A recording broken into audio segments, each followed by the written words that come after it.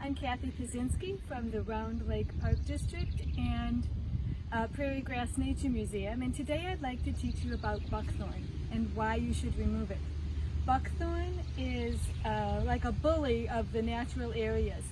It outcompetes the native plants, meaning that it leaves out early in the spring, it keeps its leaves later in the fall, robbing them of sunlight. It's also allopathic, meaning it releases chemicals into the soil that prevent other plants from sprouting.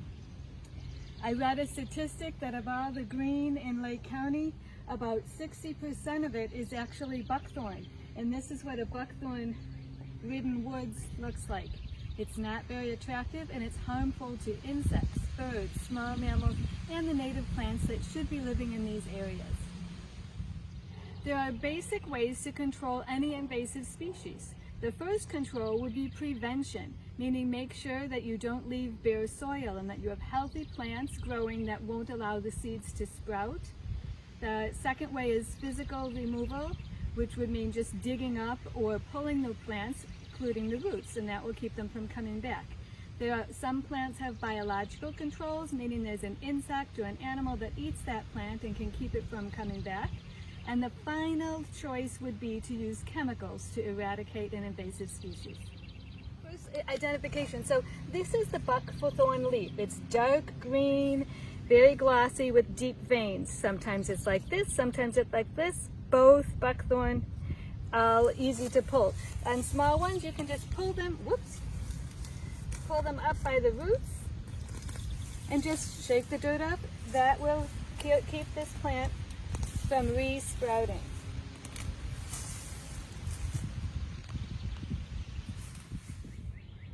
So when they're too big to pull and if you don't want to dig them up, you can use loppers to cut down the buckthorn.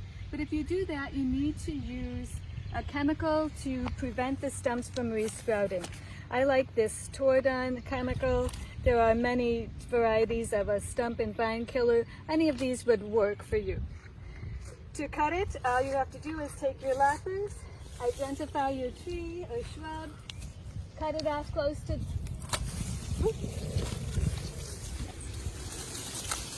if you cut close to the ground, keep an eye on this stump and then apply the herbicide.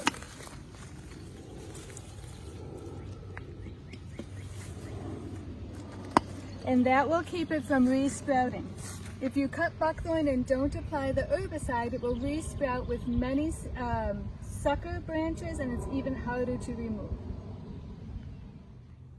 So here's an example of a wooded area where the buckthorn has been removed.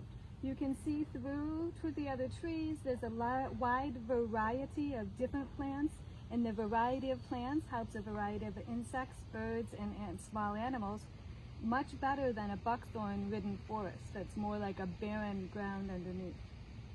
So if you want to treat your buckthorn without chemicals, there's a product called a buckthorn baggie, and I believe that you cut the stump and you put a plastic bag over it that prevents the re-sprouts. If that works for you, let me know. I've never tried it myself. So please take care of your buckthorn. Removing buckthorn is a really important part of improving the ecosystems. And thank you for watching, and please put any questions in the comments.